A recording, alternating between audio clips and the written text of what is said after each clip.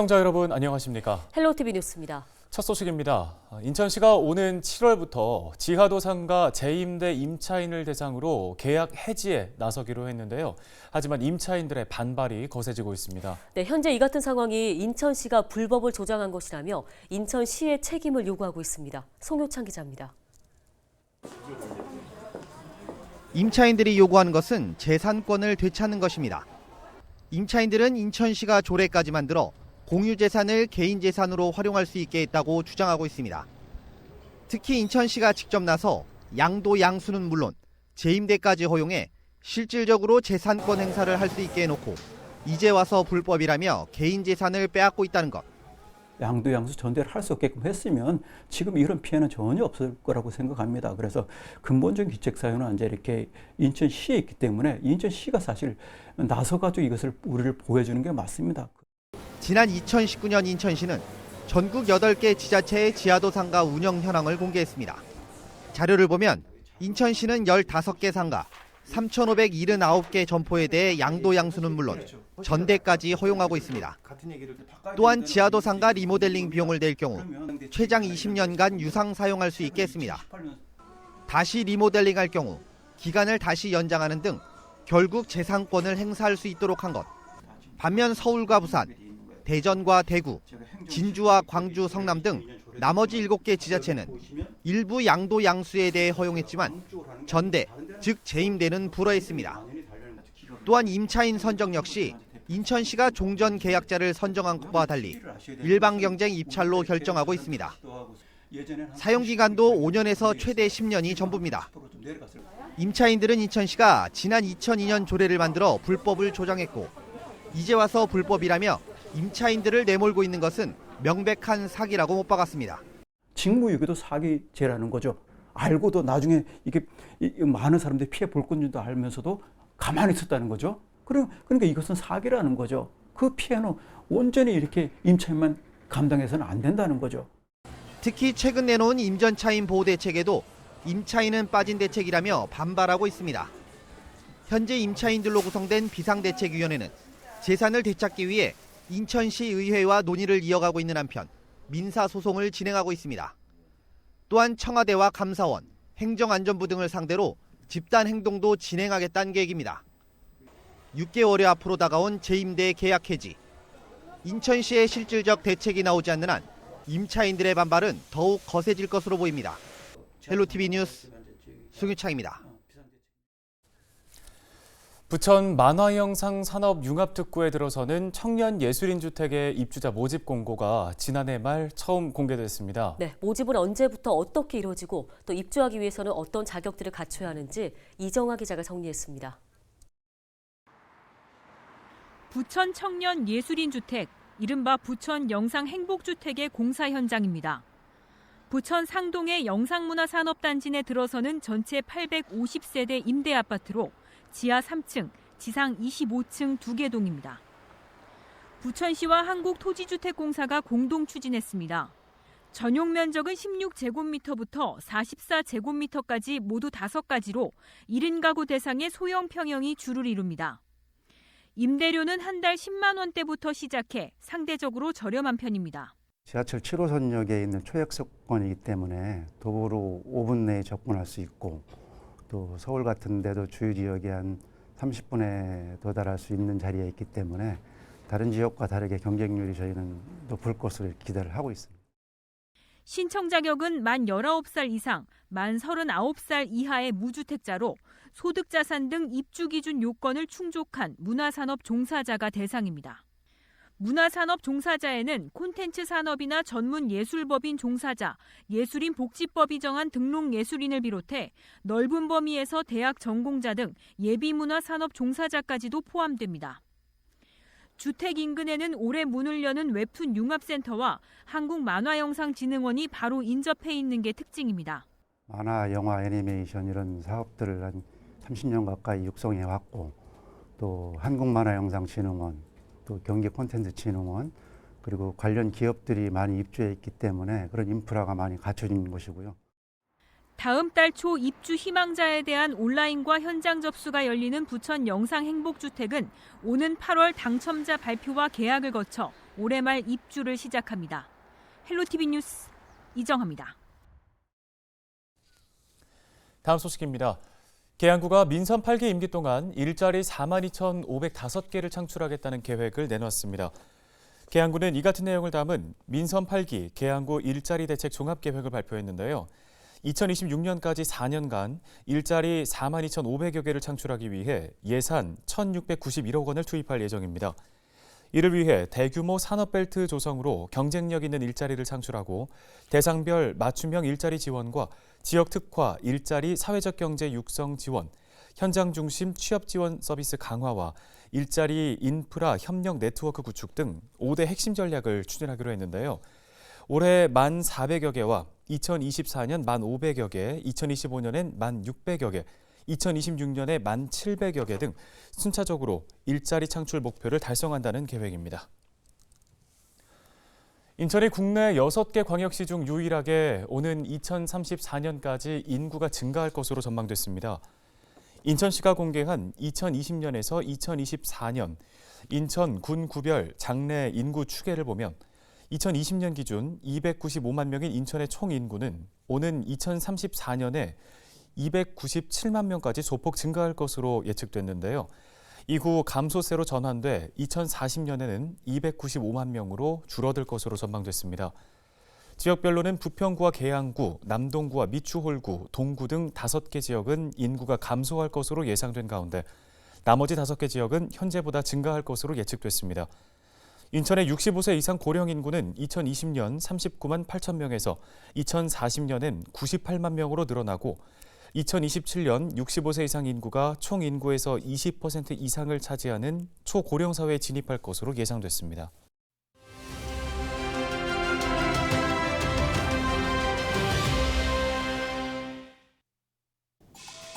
고양이 손이라도 빌리고 싶다. 요즘 여기저기 일터에서 나오는 푸념 섞인 말인데요. 이미 들판과 바다는 외국인 노동력에 의존한 지 오래됐습니다. 그만큼 외국인들이 대접을 받고 있는 실정인 건데요. 다른 산업 현장이라고 다를까요? 오랜만에 호황이 찾아온 조선업계. 일감은 넘치는데 정작 일할 사람을 구하지 못해 외국인을 확보해달라며 아우성입니다. 중소형 공장이나 제조업 분야도 사정은 마찬가지인데요. 그래서 정부가 올해부터 약 20년 묵은 고용 관련 제도를 손보기로 했습니다. 우리나라에 일하러 온 외국인들에게 최대 10년 동안 일할 수 있도록 기회를 보장하기로 한 건데요. 외국인이 일할 수 있는 범위도 더 넓어집니다. 부모와 가사 도우미, 간병인과 요양보호사. 이 일은 그동안 내국인과 중국 동포만 할 수 있었던 일인데요. 올해부터는 모든 외국인에게 가사 돌봄을 할 수 있는 길이 열렸습니다. 일부 서비스 업종인 택배 상하차 분야도 앞으로는 합법적으로 외국인 고용이 가능할 것으로 보이는데요. 외국인의 체류 여건도 더 나아질 전망입니다. 기숙사를 제공하거나 주거 환경을 개선해주기로 한 지자체에는 외국인이 우선 배정됩니다. 정부가 고용제도를 손질함에 따라서 이제 산업 현장에 숨통이 트이게 됐는데요. 하지만 인구 소멸, 지방 소멸 위기 때문에 갈수록 외국인 노동력 의존도가 높아진다는 사실이 씁쓸한 현실입니다. 지금까지 데일리 브리핑이었습니다.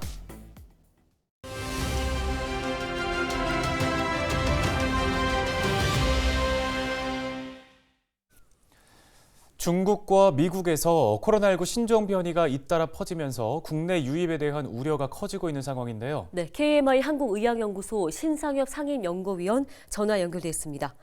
위원님, 먼저 중국발 입국자의 약 20%가 지금 확진으로 판명됐습니다. 이렇다 보니 신종 바이러스의 국내 유입 가능성에 대한 우려가 커지고 있는데요. 현재 상황 어떻게 보고 계십니까? 지금 중국발 유행에 대해서 사실 가장 저희가 답답한 부분은 잘 모르면서 대응을 해야 되는 상황인데요.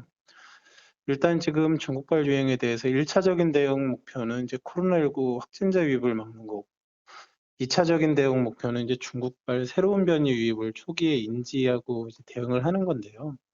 현재 지금 중국에서는 지금 제대로 된 확진자, 위중증 사망자, 변이 검출률 어떤 정보들에 대해서 사실 공신력 있는 정보를 얻기가 어려운 상황입니다. 그래서 알고 대응하면 좋겠는데 지금 모르고 대응해야 되는 그런 게 제일 어려운 상황이고요. 근데 지금 현실적으로 좀 알려지는 바로는 뭐 우리가 예전에 뭐 델타 겪고 오미크론 연달아 겪을 때 뭐 확진자 수십만 명 나오고 그다음 의료 시스템 막 부활되고 뭐 하장장 부족하고 뭐 이런 그런 경험들을 지금 중국이 그 말도 안 될 정도로 훨씬 더 심각하게 이제 겪고 있는 상황이기 때문에 이제 각국에서는 이제 중국에서 입국하는 사람들을 통해서 간접적으로 정보를 얻고 있는데 뭐 우리나라도 보니까 뭐 중국 입국자 20%를 훨씬 넘는 확진자가 확인이 되고 있고 뭐 어떤 나라는 절반을 넘는 경우도 있거든요.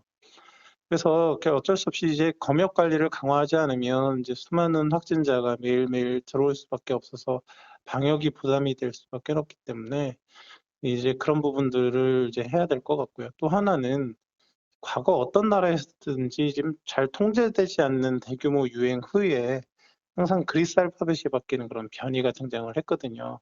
그래서 미국 유럽 유행 후에 알파가 등장하고 인도 유행 후에 델타가 등장하고 아프리카 유행 후에 이제 오미크론 변이가 이제 나타났는데 지금의 이 중국의 유행 상황은 이제 지금 당장이라도 그리스 알파벳이 바뀌는 변이가 등장해도 이상하지 않은 상황이거든요.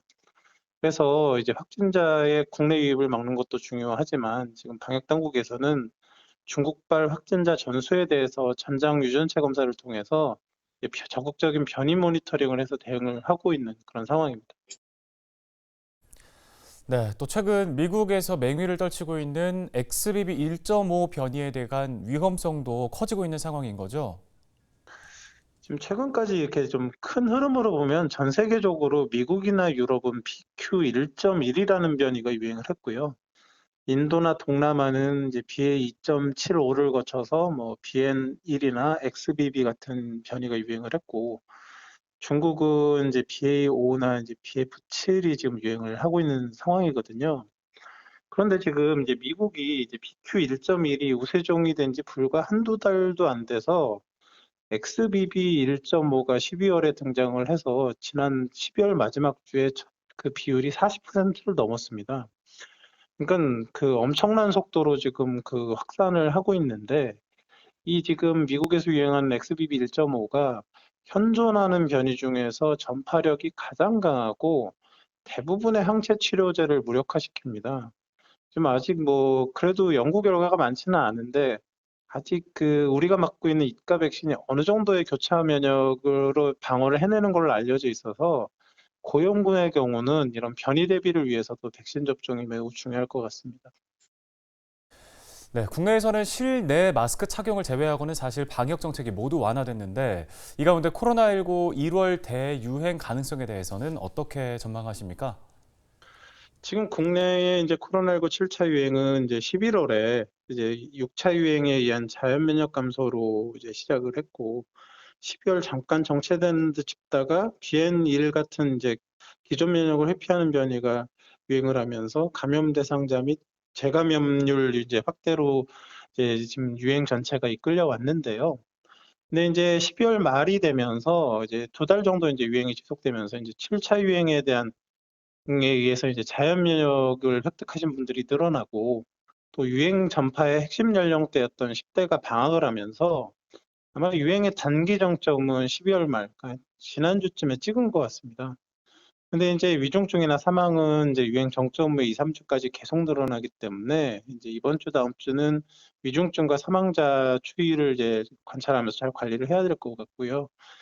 말씀드렸지만 이제 앞으로의 유행의 변수는 두 가지입니다. 하나는 중국발 코로나 유입의 변이와 대응, 이 부분이 이제 하나가 될 거고요. 또 하나는 미국 등에서 지금 갑자기 확산하고 있는 XBB 1.5 등에 대한 이런 것들을 이제 어떻게 하냐에 따라서 국내 유행이 이제 영향을 받게 될 것 같습니다.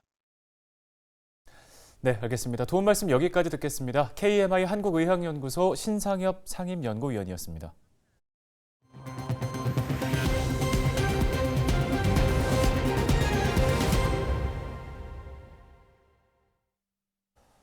오늘 저희가 준비한 소식은 여기까지입니다. 네, 고맙습니다.